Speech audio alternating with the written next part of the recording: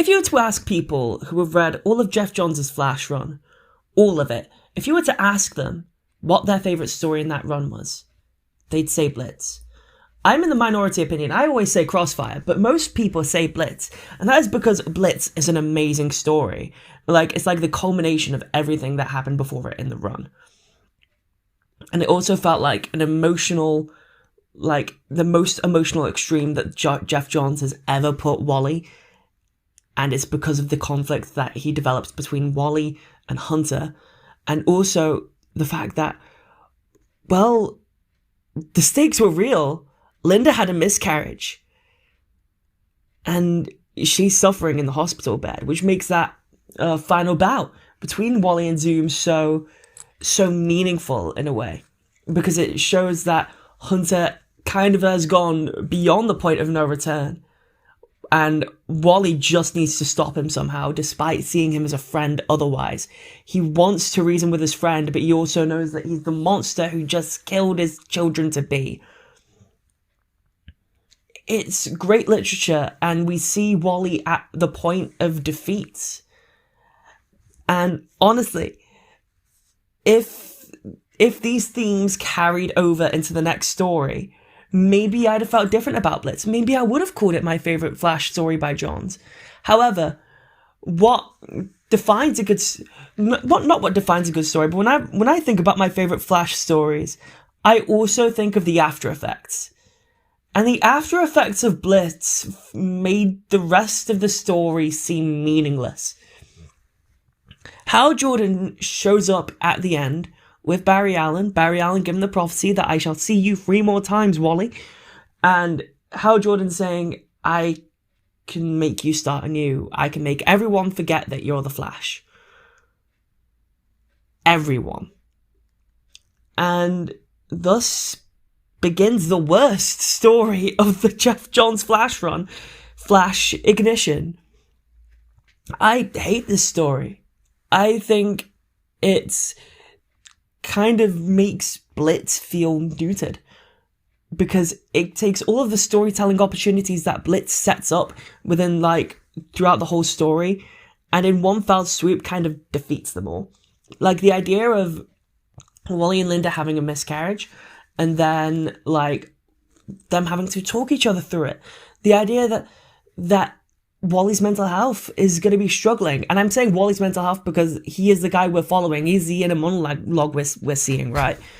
And we'd also get to see how Linda could either heal or stagnate. And I don't know, it felt like an interesting prospect when you read it. But then you get to Ignition and none of that's there, because you're wasting a bunch of time on an origin story, essentially. Wally figuring out how to use his powers. And that's just not... Born to Run is the perfect Flash origin story. There's no need to retread over that, you know? And this definitely feels like a dividing point in Geoff Johns' Flash run.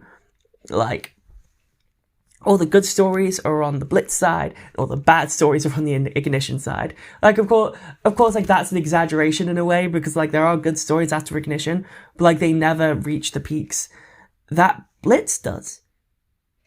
Or Crossfire. So, with all that said and done, hey everyone, I'm CJF Hotshot, and let's just bitch about Ignition. Let's just complain about this goddamn story, because... yeah, I don't like it. Wally and Linda rarely ever get to talk to each other in Ignition, and that is because whilst Linda's at university, Wally's taking the night shifts. So whenever they cross paths, it's always to go to bed, whilst the other one is going out to do their thing. So they never get the chance to, like, process how they feel about how the miscarriage affected them.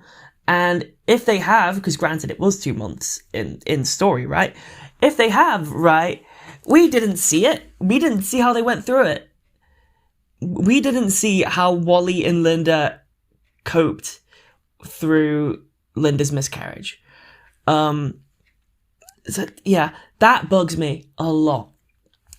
Also, I think it also there just to create drama within the story, saying for Linda to say the Flash is the one who made Linda miscarry. Because, of course, neither of them know that Wally's the Flash because of Hal Jordan.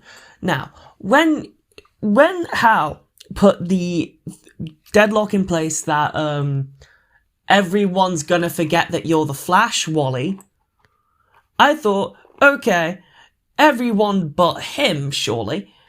Not him too, but there are still some exceptions to the rule. Bart Allen, which I can see that, honestly. Jay Garrick and Iris West. I think my main thing is, why does Iris remember when she's barely in these stories? I can see it with Bart and Jay because of the Titan stuff that's going on, and JSA, and the idea that the original Flash needs to check up on the younger Flash. I could see Hal doing it for Jay and Bart, but if he's gonna do it for Iris, why doesn't he do it for Linda? It just feels contrived. Why does he put Linda through all of that? I know this isn't fully Hal's fault, but it definitely feels like it's framed that way. The idea that Linda doesn't know, even though everyone else important in Wally's life does know. And at this point, it's a very small circle. It's Bart, Jay, and Iris. It's only those three who know, and not Linda. I'd have at least, it just feels wrong, I'd have just done Jay at that point if you just need one person to know. I think another problem with it is that Wally doesn't get the talk from the people who know. He gets the talk from Batman, who just figures it out. And it just feels out of the blue because before this point, Batman was never involved in a Flash story in the history of ever. Nightwing, sometimes. Wally was, at this point, within solo titles, Wally had interacted with Tim Drake more than he had with Bruce Wayne, because Wally was in the Robin book for 3 issues. So it just feels wrong for Batman to just show up in Keystone City one day and just be like, I know who you are, I am the Knight. When realistically, if Jay and Bart do know, not necessarily Bart, because I get the anxiety around that, but if Jay does know who Wally is, I think the person who should have started to snap Wally back into it is the original Flash. I think it would have made it much more thematic. Again, this is just me adding things to Ignition, just see if I could make it feel more justified. But putting Batman in the story just makes no sense. And I think the reason they put Batman in the story is because Alberto Does doesn't, as an artist, did not suit the Flash book. This was much different from any Flash art style before it, and I personally do not like it for the Flash. However, he does look at home drawing Batman, and that is because it's a noir type artwork. So realistically, I just think that they wanted to draw Batman, and Jeff wanted to write Batman for a bit, and that's why it feels more like Batman Year One than Flash Born to Run in the worst ways possible, And when he put Batman in the story, it is good that Batman is drawn quite well. However, the Flash isn't. It feels all stilted and statuesque instead of even clay. Wally West in the Flash costume in this story looks like clay. And it's Barry's suit as well. It's not even Wally's suit, but that's not here or there, right? The artwork doesn't suit the Flash book, but it does suit this story. The problem is this story should not be happening in the Flash. So yeah, Wally's doing night shifts in the police garage. I say garage, in the UK we say garage, but I know in America it's pronounced garage. Yeah. I think another thing that quite annoys me is Wally's character regression and him being placed into such a binary morality. When he's talking to Captain Cold in the diner, there's a bunch of diner scenes with Captain Cold which just feel it's great for Captain Cold, but it hinders Wally, because in these diner scenes you see Wally regress into, I only see it as you are good or you are bad. There is no in between. When I feel with Wally specifically, at this point, he should be seeing it as much more complicated than that, of he wants people to be good, but then he sees them doing so many bad things and he feels like he can't help them. Like that's the stance that I get from Blitz. But that doesn't carry into Ignition. And I think it's because Scott Kolins isn't on the book to help Jeff anymore. So yeah. It just feels like so out of pocket. And I think you see like shades of this the rest of the run, that Wally has regressed as a character, and it doesn't feel like it's because of the miscarriage. It feels like because he lost all of his life. Like, he lost all of his memories, and they got replaced with new ones that made him look like Joe Schmo.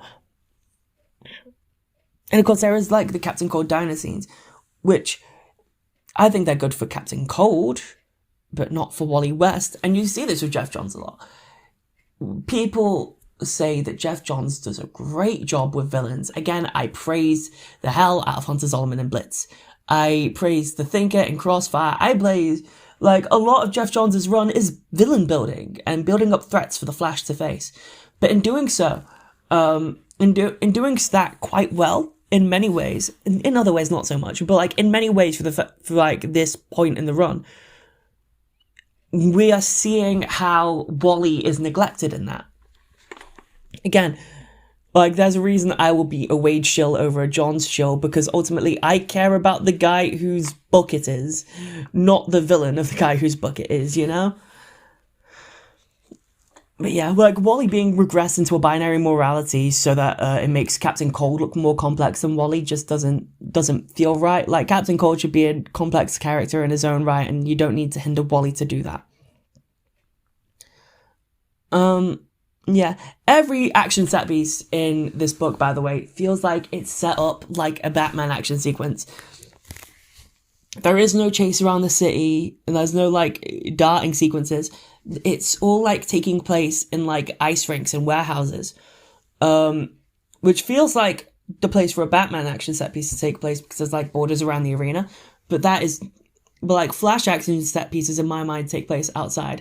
That is a nitpick, admittedly. But I feel like it just goes to show that this was not developed to be a Flash story. This was developed to be a Batman story. And, yeah. Also, there's this, like, Captain Cold copycat going around called Pietrov. Yeah. There are some other story beats that go floating around, which do continue into that, the rest of the run, namely with Ashley Zolomon. However, these points I kind of feel, again, muted, because when Wally talks to Ashley Zolomon, this isn't the Wally West who fought Zoom right face to face. This is the Wally West who lost all those memories and is trying to get them back. So, and then we get the final scenes of the book, where Wally puts a Flash costume on in front of Linda, and Linda screams, "You killed my babies!" And again, it is a emotionally heart-wrenching scene. However, it feels like it was there to write Linda out of the book. And as a Wally Linda fan, I feel like this is just the wrong way to do it. The fact that Linda is basically doing all of her character development that would have been coming from the miscarriage off screen.